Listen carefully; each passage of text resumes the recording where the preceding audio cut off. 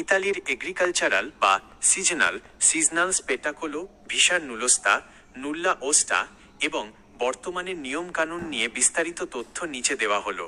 1-2026 সালের বর্তমান কোটা ও আপডেট। ইতালির ডিক্রেটো ফ্লাসির অধীনে 2026 সালের সিজনাল বা কৃষি কাজের ভিসার জন্য 88,000 কোটা বরাদ্দ করা হয়েছে। 2026 সালের জন্য সিজনাল ভিসার আবেদন জমা দেওয়ার মূল দিন বা ক্লিক ডে ছিল 20 ফেব্রুয়ারি 2026। বাংলাদেশ এই কৃষি বা সিজনাল ভিসার জন্য অগ্রাধিকারপ্রাপ্ত দেশের তালিকায় অন্তর্ভুক্ত রয়েছে। 2. নুল্লা ওস্টা কি এবং কিভাবে ইস্যু হয়? নুলোস্তা হল ইতালি সরকার বা সেখানকার ইমিগ্রেশন অফিস স্পটেল্লো ইউনিকো পার এল ইমিগ্রাজিওনে -SUI কর্তৃক প্রদত্ত একটি কাজের অনুমতিপত্র বা নো অবজেকশন সার্টিফিকেট। মালিকের ভূমিকা: ইতালিতে থাকা আপনার নিয়োগকর্তা বা মালিক আপনার পক্ষে এই আবেদনটি সম্পন্ন করেন। ক্লিক ডেতে আবেদন সফল হলে এবং ইমিগ্রেশন অফিস সমস্ত কাগজপত্র যেমন মালিকের ট্যাক্স রেকর্ড, থাকার সুব্যবস্থা ইত্যাদি যাচাই করে সন্তুষ্ট হলে এই নুলোস্তা ইস্যু করা হয়। ডিজিটাল নুলোস্তা: বর্তমানে নুলোস্তা ডিজিটালভাবে সরাসরি মালিকের PEC সার্টিফাইড ইমেল আইডিতে চলে আসে। 3.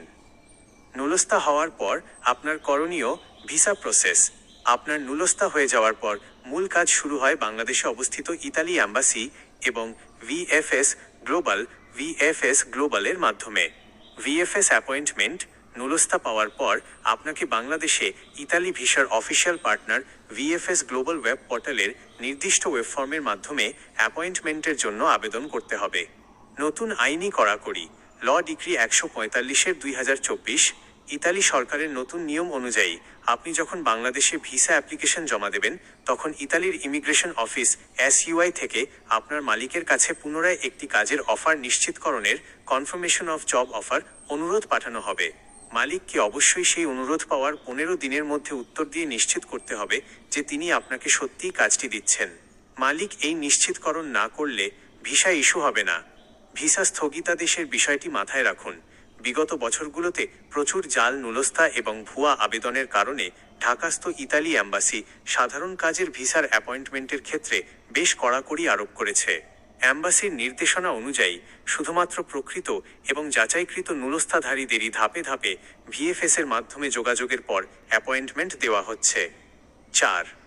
সিজনাল ভিসার কিছু গুরুত্বপূর্ণ শর্ত।